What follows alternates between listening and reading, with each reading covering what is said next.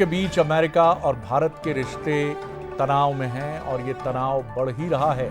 इसी बीच राष्ट्रपति Donald Trump का बड़ा बयान सामने आया। ट्रंप ने सोशल मीडिया पोस्ट में लिखा, लगता है हमने भारत और रूस को चीन के हाथों खो दिया है। ट्रंप ने इस पोस्ट के साथ एससीओ शिखर सम्मेलन की तस्वीर भी शेयर की, जिसमें प्रधानमंत्री नरेंद्र मोदी, रूसी राष्ट्रपति व्लादिमीर पुतिन और चीन के राष्ट्रपति शी जिनपिंग साथ नजर आ रहे हैं। तियानजिन में हुई मुलाकात में तीनों नेताओं के बीच की ये केमिस्ट्री हलचल मचा देने वाली रही। इसने संकेत दिया कि एक नया वर्ल्ड ऑर्डर आकार ले रहा है। दरअसल अमेरिकी टैरिफ वॉर के बीच 7 साल बाद पीएम मोदी की चीन यात्रा बेहद चर्चा में रही, जहां शी जिनपिंग ने गर्मजोशी से मोदी का स्वागत कर यह संदेश दिया कि भारत और चीन प्रतिद्वंद्वी नहीं बल्कि दोस्त और अच्छे पड़ोसी बनना चाहते हैं। ऐसे में यह समझना बहुत जरूरी है कि अमेरिकी राष्ट्रपति की ये पोस्ट क्या उनके दर्द का संकेत दे रही है या वो ये समझ रहे हैं कि उन्होंने एक बड़ी गलती कर दी। समझने की कोशिश करते हैं। ट्रंप की पोस्ट अमेरिका की बेचैनी का बड़ा संकेत है। चीन को टक्कर देने अमेरिका ने भारत को दी थी तवज्जो। ट्रंप के टैरिफ वार ने बदल दिए तमाम समीकरण।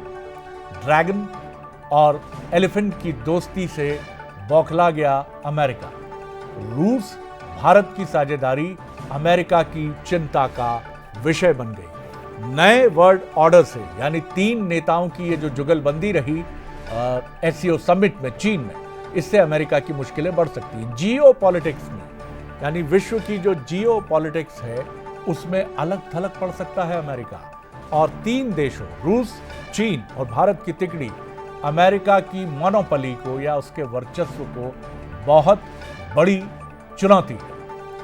उधर भारतीय विदेश मंत्रालय ने ट्रंप के बयान पर कोई भी टिप्पणी करने से इनकार किया है। हालांकि विदेश मंत्रालय के प्रवक्ता रणधीर जायसवाल ने पीटर नोवारो के बयान को भ्रामक और गलत बताया, जिसमें उन्होंने ट्रंप के व्यापार सलाहकार जो है नोवारो, उन्होंने कहा था कि रूसी तेल खरीदकर भारत में सिर्फ ब्राह्मण ही मुनाफाखोरी कर रहे हैं। यहां ब्राह्मण से आशय नोवारो का यह था कि जो बड़े इंडस्ट्रियलिस्ट हैं भारत के, उनको उन्होंने एक इलीट शब्द देने की कोशिश की, ब्राह्मण।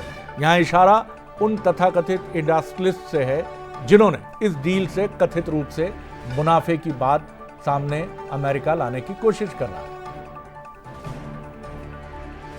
कुछ गलत और गुमराह करने वाले कमेंट या स्टेटमेंट श्री नवारो की तरफ से देखा है और साथ ही साथ हम ये कहना चाहते हैं कि ये हमारे लिए अस्वीकारनीय है, इसको हम अस्वीकार करते हैं।